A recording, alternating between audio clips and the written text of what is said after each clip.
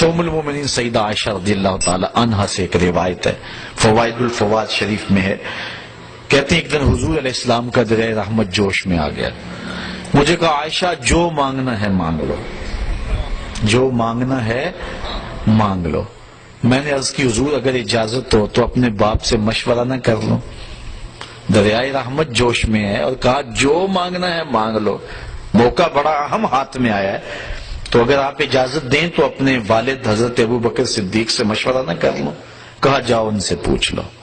حاضر ہوئی دریائے رحمت جوش میں، محبوب نے فرمایا کہ عائشہ جو مانگنا ہے مانگ لو، مجھے بتایا جائے کہ میں حضور سے کیا مانگوں۔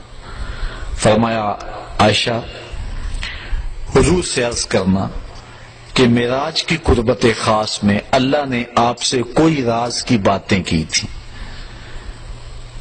تو ان باتوں میں سے کوئی ایک بات بتا دیں۔ مانگا بھی تو علم مانگا اور کہا عائشہ سنو، میرے سے وعدہ کرو جو حضور بتائیں مجھے بھی آ کے بتانا۔ کہا ٹھیک۔ حاضر ہوئی، حضور نے فرمایا عائشہ مشورہ ہو گیا؟ جی حضور ہو گیا۔ کہا بتاؤ پھر کیا مانگتی ہو؟ کہا حضور معراج کی قربت خاص میں جب آپ گئے تھے تو اللہ نے آپ سے کوئی کلام فرمایا تھا؟ کہا جی۔ تو حضرت عائشہ رضی اللہ تعالیٰ نے عرض کی حضور پھر ان باتوں میں سے ایک بات مجھے بتا دیں۔ حضور مسکرا پڑے، اس بات پہ بھی مسکرائے ہوں گے کہ میرے یار غار کا انتخاب کیسا ہے، اور اس بات پہ بھی مسکرائے ہوں گے کہ اگر راز کی بات بتا دوں پھر راز راز تو نہ رہا، لیکن خود ہی پہلے وعدہ کیا تھا جو مانگو گے دوں گا۔ تو حضرت عائشہ نے عرض کی حضور مجھے ان باتوں میں سے ایک بات بتا دیں۔ تو حضور فرمایا عائشہ سنو پھر، جب میں قربت خاص میں پہنچا میرے رب نے مجھ سے جو خاص باتیں کی ان میں سے ایک بات یہ کی، اے محبوب آپ کی امت میں سے اگر کوئی شخص کسی شخص کا ٹوٹا ہوا دل جوڑ دے گا میرے اوپر لازم میں بغیر حساب کے جنت عطا کروں گا۔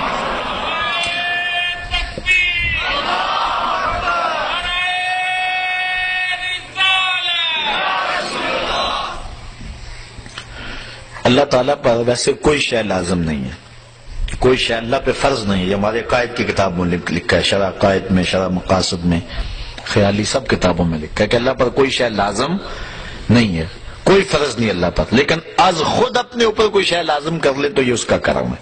تو کہا یہ بات میں اپنے اوپر فرض کر لی ہے، لازم کر لی ہے کہ جو شخص کسی شخص کا ٹوٹا ہوا دل جوڑ دے بغیر حساب کے اسے جنت عطا کروں۔ ام المومنین بہت خوش ہوئی کہ بسا اوقات کسی شکستہ دل کی بات سن لیتے ہیں، کسی کا دکھڑا ہی بیٹھ کے سن لینا کبھی تو اس کو تسکین ہو جاتی ہے، کسی کی مدد کر دیتے ہیں، کسی کے کام آ جاتے ہیں، کسی کو مصیبت سے نکال دیتے ہیں، یہ تو بخشش کا بہانہ مل گیا۔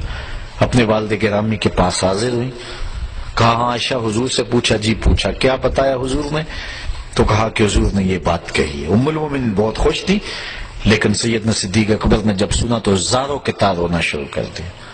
ابا جی یہ بات رونے والی تو نہیں، بسا اوقات دکھیوں کے ہم کام آ جاتے ہیں، پریشان حالوں کی دل کی جو ہے وہ شکستگی دور کر دیتے ہیں، تو بخشش کا بہانہ ہاتھ آ گیا۔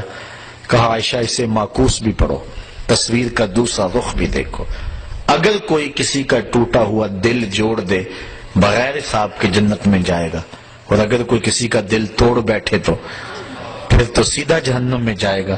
اس لیے میں ڈرتا ہوں کہ ہم سے کسی کا دل نہ ٹوٹ گیا۔ آج کے معراج النبی کے موضوع پہ ہونے والے اس اجتماع سے یہ درس لے کر گھروں میں پلٹنا، ہو سکے تو کسی کا دل جوڑ دینا، لیکن کسی کے دل کی شکستگی کا سامان نہ بننا۔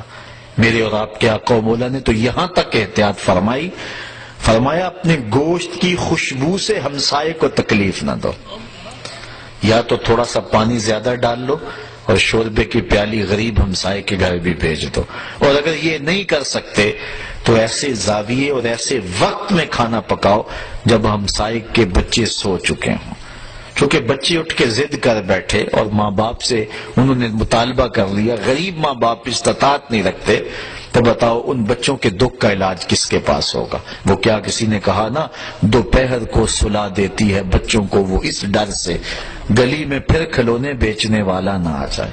لیکن ہم نے ان لوگوں کے درد کو کبھی سمجھا؟ عید کے دن بھی بیوہ کا یتیم بچہ آلو چھولے بیچنے پہ مجبور ہوتا ہے، کبھی بسوں کے اوپر چھوٹے چھوٹے بچے پانی بیچتے اور کنڈکٹروں کے دھکے کھاتے ہوئے دیکھیں؟ یہ بچوں کے سکول جانے کا زمانہ ہے، لیکن ہمارا معاشرہ بے درد ہو چکا ہے۔ تو ہمیں کسی کا دل نہ توڑنا، کسی کے دل کی شکستگی کا سامان نہ بنا۔ جوڑ سکتے ہو تو کسی کا دل جوڑ دینا، کسی کی شکستگی کو دور کر سکتے ہو تو یہ ایک بہت بڑی نیکی ہے، اور یہ بندے کو کہاں کی کہاں پہنچا دیتی ہے۔ میرے اور آپ کے آقا و مولا کی مجلس لگی ہوئی تھی، ایک شخص سے کونے سے اٹھا، عرض کی حضور میرا بچہ گم ہے اور مل نہیں رہا، دعا کریں مل جائے۔ قبل اس سے کہ حضور دعا کے لیے ہاتھ اٹھاتے، مجلس کے دوسرے کونے میں ایک شخص بیٹھا تھا، عرض کی حضور میں ابھی فلاں باغ کے قریب سے گزر کے آیا ہوں، میں نے بچوں کے ساتھ اس کے بیٹے کو کھیلتے ہوئے دیکھا ہے۔ باپ نے سنا تو دوڑ لگا دی، آقا فرمائے سے بلاؤ، بلایا گیا۔ بہت جلدی ہے میاں؟ جی حضور آپ جانتے ہیں باپ کے جذبات کیا ہوتے ہیں، بچے کی ماں الگ تڑپ رہی ہے، ممتا کی ماری ہوئی ماں کو بھی قرار دینا چاہتا ہوں، اور بچے کو دیکھ کے خود بھی آنکھوں کی تسکین کا سامان کرنا چاہتا ہوں۔ فرمایا ضرور جاؤ، تمہیں روکتا نہیں، لیکن ایک بات میری یاد رکھنا، جب باغ کے کنارے جاؤ بچوں کو کھیلتا ہوا دیکھو، اپنے بچے کو بھی پالو تو بچے کو بیٹا کہہ کے آواز نہ دینا، نام لے کے پکارنا۔ عرض کی بیٹا کہہ کے پکاروں تو حرج بھی کیا ہے، آخر میرا بیٹا ہی تو ہے۔ فرمایا تم بچھڑے ہوئے ہو اور تمہارے لہجے میں بلا کا پیار ہوگا، اور تم نہیں جانتے کہ ان کھیلنے والے بچوں میں ہو سکتا ہے کوئی یتیم بچہ بھی کھیل رہا ہو، اور جب تم اپنے بچے کو بیٹا کہہ کے پکارو گے اس کا دل چھدے گا، کلیجہ زخمی ہوگا، آج میرا باپ ہوتا تو مجھے بھی بیٹا کہہ کے پکارتا۔ یہ اسلام کا مزاج ہے۔ بیوہ کے سامنے اپنی بیوی سے پیار نہ کرو، غریب کے سامنے اپنی دولت کی نمائش نہ کرو، اور لوگوں کے لیے دل شکستگی کے سامان نہ کرو، لوگوں کے دل جوڑنے کی کوشش کرو۔ تو کہا عائشہ میرے رب نے مجھ سے جو باتیں کی ہیں ان میں سے ایک بات یہ ہے، آپ کی امت میں سے اگر کوئی شخص کسی کا ٹوٹا ہوا دل جوڑ دے تو میں نے اپنے اوپر لازم کر لیا ہے کہ بغیر حساب کے اس کو جنت عطا فرماؤں گا۔ اللہ تعالی ہمیں اس معراج کی برکتیں اور حضور علیہ الصلوۃ والسلام کے سفر کا نور نصیب فرمائے۔